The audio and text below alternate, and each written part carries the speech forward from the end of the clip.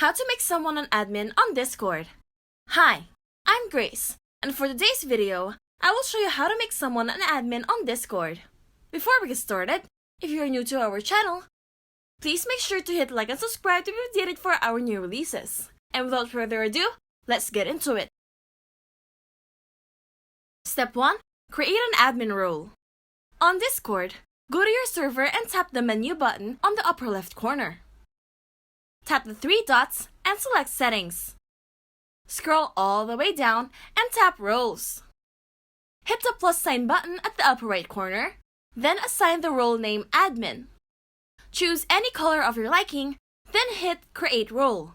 Afterwards, tap on that role that you just created and hit Permissions to assign the privileges that this role can do. Step 2. Give out the admin role. In your server, tap on the members icon and select a member you want to delegate this to. Tap Manage, and then Edit Roles. There, you can put a check on any role you'd like to give to the member if you have multiple, like for example, the one we just made, Admin. And that's it! That is how you make someone an admin on Discord.